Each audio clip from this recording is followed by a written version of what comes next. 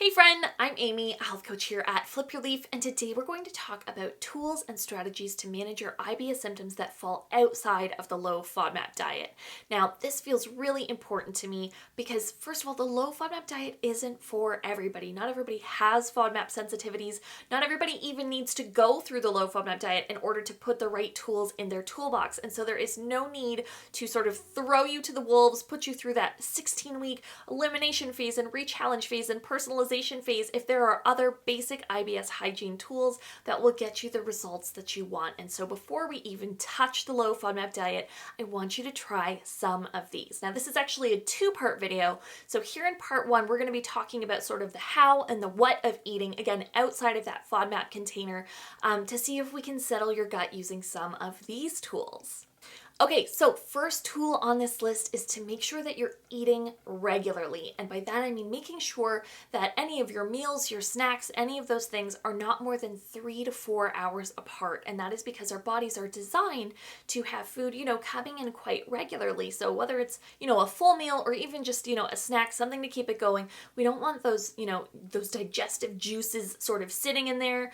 Our bodies aren't meant to go without fuel for that many hours. While we have processes in place where I can't get to food, our bodies aren't just going to sort of turn off like a dead battery. We have some backup systems in there. We don't want to be relying on them throughout the day. That puts a lot of stress on our bodies. That puts a lot of stress on our digestive systems. It can start mucking up our blood sugar, and then we're getting cravings and we're tired, and the whole thing just kind of starts to unravel. And so even if you have to write it down, just making sure that you don't have more than 4 hours in between your meals, your snacks. And if you notice, hey, there's a gap that's really large.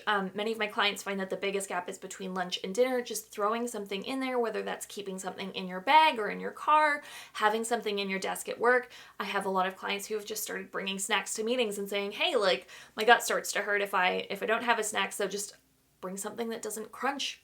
Bring in a smoothie, anything you need to sort of make sure that you're taking care of your body through the day. So that is eating regularly. So again, we don't want to go more than 4 hours. And on the flip side of that, there's also grazing. So we want to keep these meals a little bit contained, and that's because our body does have a process for sort of, doing a little clean, a little sweeping up in between our meals. And so, while we do want to make sure that we're not going too long in between sort of sittings, we also want to make sure that we're giving our body the time that it needs to sort of prepare for our next meal or snack to come along as well. So the next thing that we have is eating slowly. So I don't know if you know this, but the average person only chews their food 3 times before they swallow. So that might not be true for you, but that is the average, and that is not enough times. So the next time you sit down to eat, I want you to put whatever you're gonna eat on your fork, stick it in your mouth, and I want you to chew it 30 times. Depending on what you're eating, that might be too many times. If you're eating soup, that's too many times. But I want you to chew it until it's good and dead, and compare that to how you would have normally eaten that. And so this is one of the ways that we sort of retrain our bodies to really sit down and listen to what they have to say, because having too much food in our bodies at one time is a huge issue. And because there's a bit of a disconnect for us between, our guts expanding and, all of those enzymes and things that signal our bodies that, hey, it's getting kind of full in here and I kind of have what I need, and our bodies being able to communicate back to us, okay, I'm full, stop eating. There's a bit of a lag there.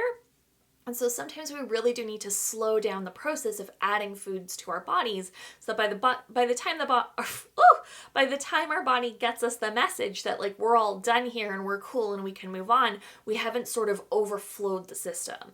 And so I've had a ton of clients who, just by reducing their food volume, have seen a significant improvement in their symptoms, and that was simply just by slowing down, so their body had time to tell them okay, I'm good, you can stop now. So the first 2 tips are eating regularly and really eating slowly. So that means no screens, no books, no knitting, no, Bejeweled, whatever you're doing when you're eating, just eat, and eat as slowly as you possibly can. And like I said, you're not always going to need to do that. You're going to find a good rhythm where you are eating at a pace where your body can kind of keep up with you, where you can really feel that signal where you're satisfied, and then you can move on. And that brings us to our next tip, which is really eating when you're hungry and stopping when you're full. So we talked about food volume a little bit, and this can be really, really stressful for our bodies, having too much food in our bodies at one time. And like I said, if you've got meetings, you have to drive all day. There are things that are happening in your life where you can't necessarily just stop and have a snack, especially if it's not planned in advance. I noticed sometimes we might overeat in anticipation of being hungry later. Well, I'm going to have, I'm feeling kind of full, but I'm going to eat the rest of this sandwich because I'm worried that I won't have, a snack when I'm stuck in this meeting and I'm going to be hungry later, and I don't want that. And so I'm going to have a little extra now so that I won't be hungry later. And then that causes, sort of a cascade of issues for our bodies throughout the day. And so one of my favorite tips that I like to use is to say, just when you're hungry, eat. And when you're full, stop. And you can eat again later.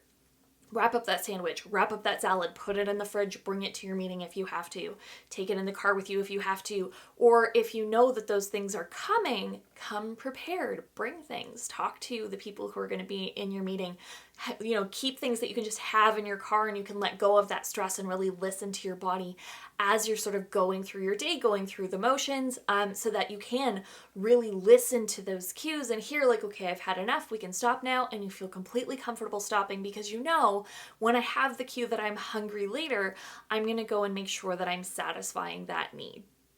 Okay, so that's kind of the how of eating. There are also a couple of standard sort of basic getting started food things that we do. So again, these are outside of the low FODMAP diet, but if these tools, slowing down your eating, making sure that you're eating in distinct containers, but that these containers are happening regularly, and making sure that you're eating slow enough that you can actually hear what your body is saying to you. If those aren't working for you, then we shift to the next group of sort of, I want to say like stage 1 beginner IBS tools, and these are general gut irritants. So these are things that impact a huge range of people, including people who don't even have IBS. And these are, you've probably heard them before, it's things like alcohol, caffeine, spicy foods, like greasy foods, fatty foods, I think chocolate is another one, sometimes acidic foods, just depending on what else is happening in your body, that may be recommended to you. But these general gut irritants are things that we know. If there are things going on in your body, you're not feeling your best, you're not feeling great, they're particularly grating on our digestive system. And so, you're in IBS, you're trying to, get to know your body, get to know what's happening. You take these out for, a couple of weeks, sort of see, did things settle? Did things not settle? If you noticed a change, just try adding them back in one by one. It's basically an elimination and re-challenge, which is the same sort of thing that we do in the low FODMAP diet. Is just a little bit more structured, but taking out these general gut irritants, again, not forever. We just want to take them out because we're curious. Are these things, helpful or unhelpful to us in our day-to-day lives? Is there, a different way that I can incorporate these into my life? Like, if you like going up to the cabin on the weekends and having a couple of glasses of wine or having a couple of beers, like that's a-okay. But does one beer work better for you, or does wine or does wine sit in your body better than beer does? Or, do you need some space in between them? Or do you need to have food in your body before you have them? Like, there are so many ways to get these to work in your body, but we really can't start that negotiation if we don't know where the issue is. So pulling out these general gut irritants in combination with making sure that, the how of how we're eating is working in our favor, really setting us up for success, can really make a huge shift for us in how it feels to be in our bodies. Okay, so that was a ton of information. So our take home for today is I want you to think about the how of what you're eating. So, like how often am I eating? How quickly am I eating, or how slowly am I eating?